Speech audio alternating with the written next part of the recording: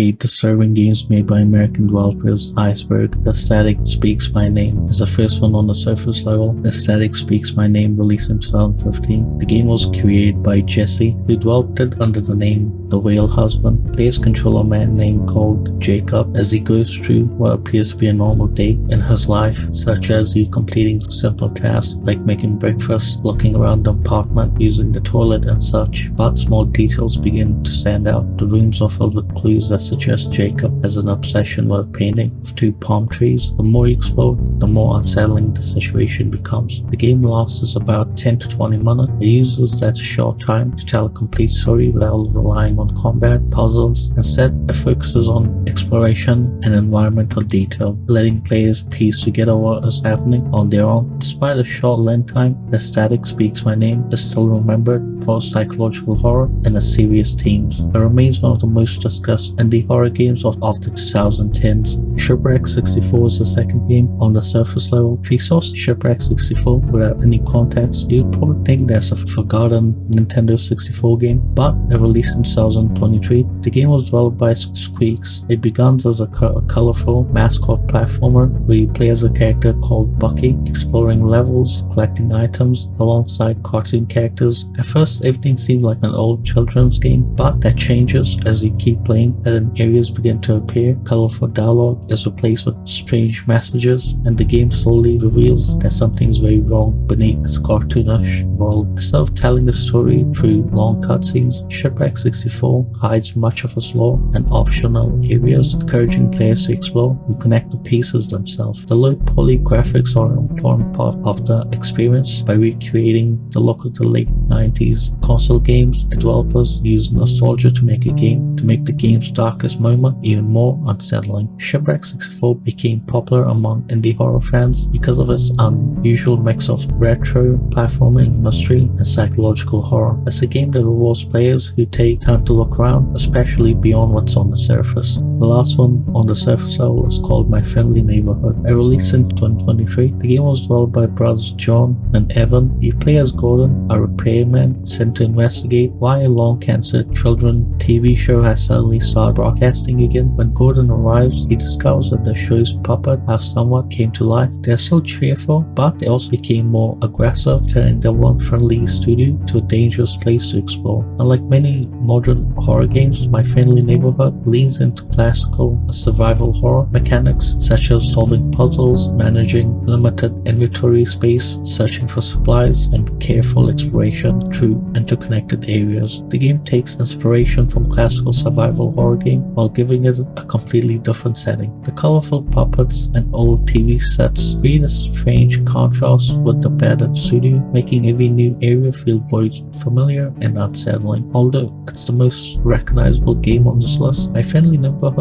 is still overlooked by many players outside of the indie horror community. Its creative setting and polished gameplay has made it one of the most standout indie horror releases of the recent years. Now on to the middle layer. First one on this layer is called Discover My Body. Released in 2020, the game was created by James and is built around exploration rather than combat. Players find themselves inside a strange organic structure where walls, corridors, and machinery seem to blend together into something alive. There's no weapons to collect and very few puzzles to solve. Instead, we'll move through the environments, interact with objects, and cover pieces of the story through messages scattered throughout the game. Every new area reveals another disturbing detail, slowly building a picture of what has happened. The game uses pixel art, but that doesn't make it any less unsettling. In fact, the simple visuals leave much of the horror to the player's imagination, making some of the scenes even more effective. The developers also warn players beforehand that the game contains body horror, loud audio, and disturbing themes. Despite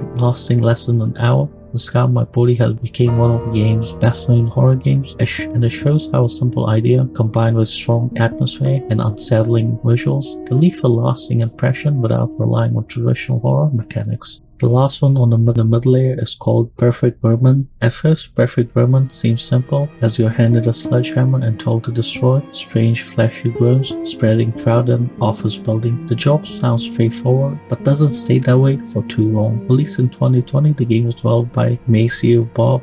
Instead of fighting monsters, you'll spend most of your time moving to an empty office, smashing the organic masses attached to the walls, desks, and floors. As you keep going, the building becomes even more strange, and the game slowly makes you question whether you're actually solving the problem or making it worse. There are no enemies chasing you and almost no dialogue. Most of the story is told through the environments, with each new area adding another piece to the mystery. The contrast between the normal office setting and the disturbing grounds creates most of the game's tension. Perfect Roman is only around half an hour, but leaves plenty of questions unanswered. Rather than explaining everything, it lets players decide for themselves what was really happening inside that building.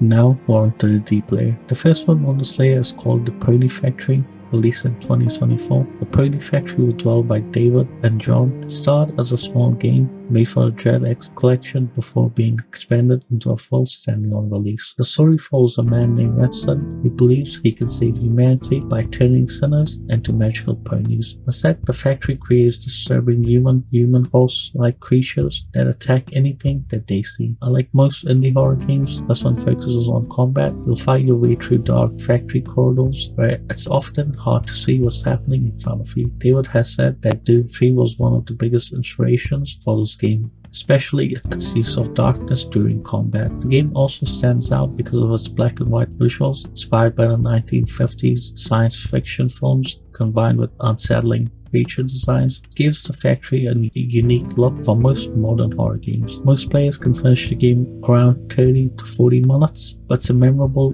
game because of how well it mixes fast-paced shooting with body horror. It may have an unusual premise, but once the game gets going, it becomes a genuinely unsettling experience. The second one on this layer is called Murdered, a role-playing horror game. Coming home after surgery should be comforting, but for Liana, it's the beginning of a nightmare. Released in 2021, Murdered, a role-playing horror game, was developed by Enigma Studios. The story follows Elena as she returns to her childhood home after recovering from a major surgery. Waiting for her is a mannequin that insists it's her mother. The game takes place over 7 in-game days as Lena explores the house, speaks with the mannequin, and slowly uncovers the truth behind her family. Instead of relying on combat or chase sequences, Murdered focuses on exploration, conversations, and paying attention to small details hidden around the house. As each day passes, the house begins to feel less familiar. Rooms change, strange events become more common, and the relationship between Elena and the mannequin grows increasingly uncomfortable. The game rarely explains everything directly, leaving players to piece together much of a story themselves. Rather than trying to scare the players, Murdered builds tension slowly. Its unusual setting and mysterious story have helped it to become a cult favorite amongst fans of psychological horror games.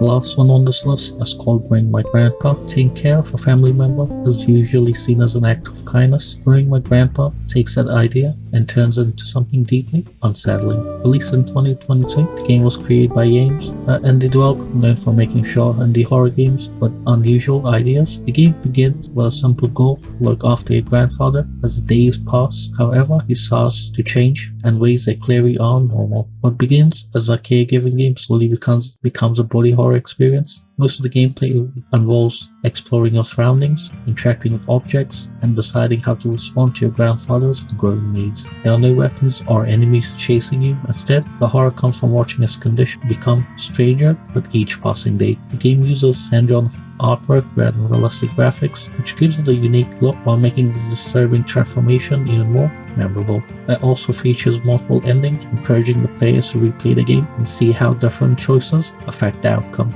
Bring My Grandfather previous indie horror game doesn't need constant action to leave an impression. Its unusual premise, unsettling body horror, makes it one of Yames' most memorable projects. And yeah, that's it. Thanks for watching this video. Leaving a like, comment, and subscribing would mean a lot. Also, see you guys next time with another video.